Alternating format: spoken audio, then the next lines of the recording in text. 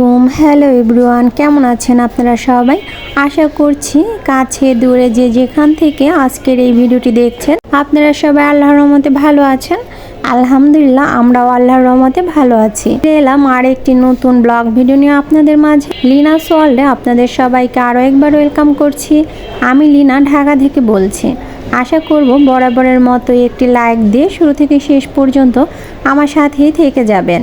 আজকে কিন্তু সকাল থেকে ভিডিওটি স্টার্ট করে দিয়েছি, তবে আজকে কোনো নাস্তা করিনি। নাস্তা করতে একদমই ভালো লাগে না, যেহেতু একা একা মনামিও নাস্তা করে না, মনামির আব্বুও নাস্তা করে না। আমি কিভাবে একা একা নাস্তা করি, ভালো লাগে না। তবে পেটে কিন্তু প্রচুর খিদা, তারপরেও কিন্তু নাস্তা করিনি। যাই হোক, ওখানে কিন্তু আমি আগে চাদরগুলো ভাঁজ করে নিয়েছি, ওগুলো শুকিয়ে গিয়েছে, এখন ওয়ার্ড্রোপে রেখে দিয়েছি। চলে এসেছি সোফাগুলো পরিষ্কার করতে। এত ধুলো বলার বাহিরে, যেহেতু আমার বাসাটা রাস্তার সাথে, অনেক পরিমাণে ধুলো আসে, আর ধুলো যেন আমার বাসা থেকে চলে যেতে।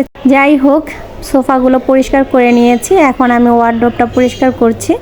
অনেক পরিমাণে ধুলো জমেছে, মানে সকালে যদি ঝাড় দিয়ে আবার দেখা যায় দুপুরবেলায় হয়ে যায়, ধুলো দিয়ে ভরে যায়। তো ওয়ার্ড্রোবটা কিন্তু আমার মেয়েই গুছিয়ে থাকে, আবার অপরিষ্কারও করে রাখে। তো সেগুলো আমি একটু পরিষ্কার করে, যে ফ্রিজটাও এখন পরিষ্কার করে নিচ্ছি। যতই পরিষ্কার করি ফ্রিজটা কিন্তু আর নতুনের মতো হচ্ছে না, কারণ জংকার পড়ে গেছে। তো এই ফাঁকে কিন্তু এই যে ঘরটা গুছিয়েছি সেটা একটু আপনাদেরকে দেখিয়ে দিচ্ছি। আর এখানে এই যে মৌরিগুলো শুকিয়েছিলাম, তো ওগুলো কিন্তু শুকিয়ে গিয়েছে। এখন আমি পলি ব্যাগে ভরে তারপর নর্মাল ফ্রিজে রেখে দিব। রান্নাঘরে চলে এসেছি, রান্না করব। তো এখানে কিন্তু এই যে এগুলো ধুয়ে তারপর রেখে দিয়েছি। তো পরবর্তীতে আমি মিক্সিতে রেখে দিব, যখন পানিটা ঝরে যাবে তখন। এখন আমি সব কিছু পরিষ্কার করে নিচ্ছি, একদম নিট অ্যান্ড ক্লিন করে নিব, তাহলে কিন্তু রান্না করতে খুব ভালো লাগে। আমার কাছে তো অনেক ভালো লাগে। আমি রান্নার আগেই কিন্তু সব কিছু পরিষ্কার করে নিই। এই পর্যন্ত যারা আমার ভিডিওটি দেখেছেন অথচ একটি লাইক দিতে ভুলে গিয়েছেন, প্লিজ একটি লাইক দিয়ে আমার ভিডিওটি কন্টিনিউ করবেন। আর যারা নতুন ভিউয়ার্স প্রথম আমার চ্যানেলটি ভিজিট করেছেন, যদি আমার ভিডিওর কোনো অংশ আপনাদের কাছে ভালো লেগে যায় তাহলে আমার এই চ্যানেলটি সাবস্ক্রাইব করে আমার পাশে থেকে যাবেন। আমি 24 ঘন্টা পরে যে আপনাদেরকে সাবস্ক্রাইব করে আসব। তো সব কিছুর মধ্যে আরেকটা কথা বলে নিই, আমার ভিডিওতে কিন্তু অনেক নয়েজ আসবে। তো যেহেতু রাস্তার পাশে ঘর, সেহেতু নয়েজ আসতেই পারে, আর এগুলো কিন্তু আমি এড়িয়ে চলতে পারবো না।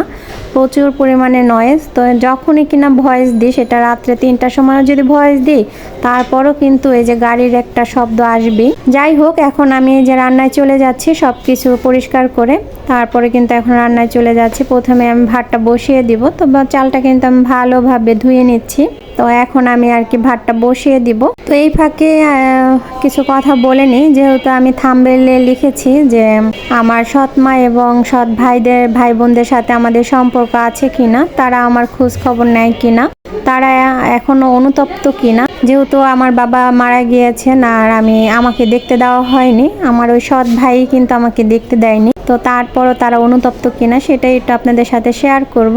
তো এই ফাঁকে আরও ভিডিওর কথাগুলো বলে নিই, যে এখানে কিন্তু এই যে পোয়া মাছ আজকে রান্না করব, মানে ভুনা করব, সেটা একটু ভিজিয়ে নিচ্ছি ফ্রিজ থেকে নামিয়ে। আর আজকে কিন্তু ফ্রোজেন করা লাল শাক ভাজি করব, সেটাও আপনাদের সাথে শেয়ার করব। তো পুরো ভিডিও জুড়ে আমার সাথেই থাকবে। তো আমার ভাইরা, মানে সৎ ভাই মা, তারা কীরকম, এখনও কি আমাদের খোঁজখবর নেয় কিনা।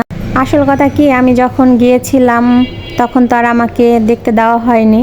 আর যারা পাড়া প্রতিবেশী আছেন তারা কিন্তু খুবই আফসোস করে যে আমাকে দেখতে দেওয়া হয়নি কেন। আর ছেলে মেয়ে তো বাবা মার লাশ দেখতে পারে, তো সেখান থেকে কেন আমাকে দেখতে দেওয়া হলো না, এটা আর কি তারা কিন্তু বলে। তারা কিন্তু আমাকে সান্ত্বনাও দিয়েছে।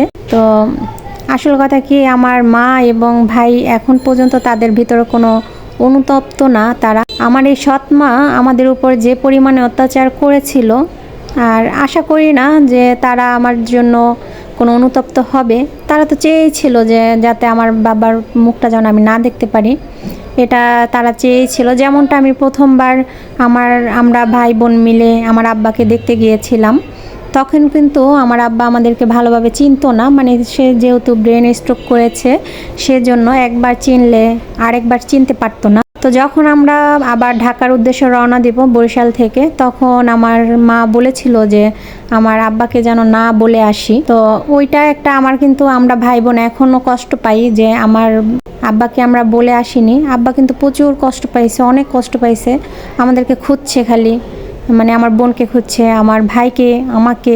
মানে খুঁজতো, একটু পরপরই খুঁজতো ওরা কোথায়, ওদেরকে দেখি না, এরকম আর কি বলতো খালি। তো সেখান থেকে আমার আব্বাকে না বলে আসা, এটা যেন অনেক বেশি কষ্ট। তো আমার সৎ মা যেহেতু বলেছে, তো সেখানে কিন্তু যদি বলে আসতাম, যদি আমার আব্বার একটা সমস্যা হতো, তাহলে কিন্তু আমরা সারা জীবন দোষী হয়ে থাকতাম।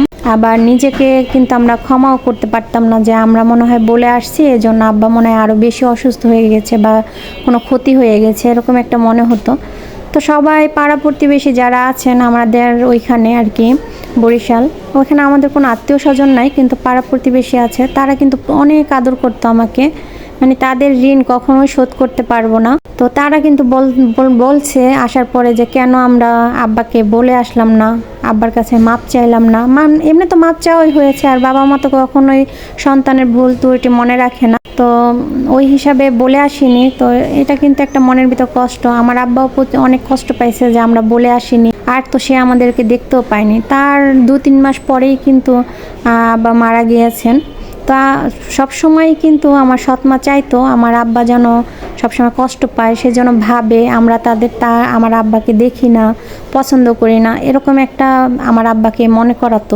আর সবসময় হিট দিয়ে কথা বলতো যে তোমার ছেলে মেয়ে তো তোমার কোনো খোঁজ খবর নেয় না, এরকম একটা হিট দিত। শেষমেশ কিন্তু আমার আব্বাকে তারা পছন্দই করতো না। আমার আব্বার উপরেও কিন্তু অনেক টর্চার হয়েছে, তো সেটা তো আমরা পরবর্তীতে বুঝতে পেরেছি, কিংবা পাড়া প্রতিবেশীরা বলছে সেখান থেকে বুঝতে পেরেছি, তাদের বিহেভে, তাদের যে আচরণ, সেখান থেকে আমরা বুঝতে পেরেছি। তো আমাদেরকে তো আমি তো আর দেখতেই পেলাম না, সেই হিসাবে কিন্তু তারা কোনো অনুতপ্ত না, তাদের মানে মনের ভিতরে কোনো খারাপ লাগা এরকম কোনো কাজই করে না। পরবর্তীতে কিন্তু আমরা যে ঢাকা আসলাম, এই পর্যন্ত কিন্তু আমার সৎ মা, আমার ভাই একটা কল দিল না বা জিজ্ঞেস করলো না যে তুমি কেমন আছো, বা কষ্ট নিও না, দেখতে পাও নাই এই জন্য তুমি কষ্ট নিও, এরকম কোনো মানে ফোন কথা কোনোটাই বললো না। কিন্তু যখন কিনা আমার ভাই আর কি, আমার আপন ভাই তাদেরকে টাকা দিত, তখন কিন্তু আমার ভাইয়াকে ফোন করতো টাকার জন্য, যে মাস শেষ হয়ে গেছে টাকা পাঠাও না কেন। তো সেখান থেকে কিন্তু আমার ভাইয়াকে ঠিকই ফোন করতো। আর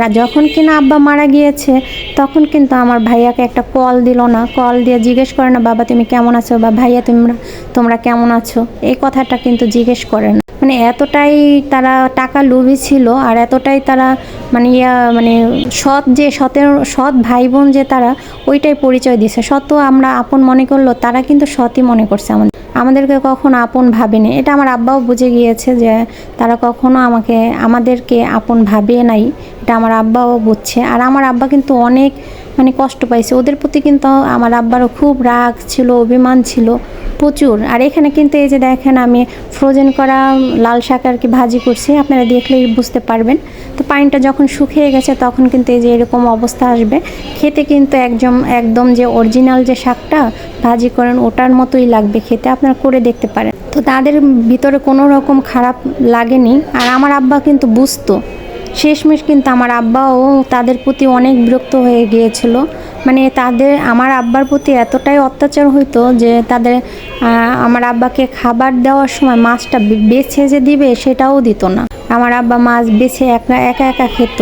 তো কাঁটা যুক্ত মাছ হলে তো অনেক কষ্ট করে খেতে হতো। আর বিশেষ করে পাঙ্গাস মাছটা আব্বাকে দেওয়া হতো। আব্বা কিন্তু পাঙ্গাস মাছ একদমই পছন্দ করতো না, কিন্তু অসুস্থ অবস্থায় তো পাঙ্গাস মাছটাই বেশি দেয়, এটা আমিও জানি। তো ওই পাঙ্গাস মাছটাই কিন্তু আমার আব্বাকে বেশি দেওয়া হয়েছিল। তো সেটাও কিন্তু কাঁটা থাকে।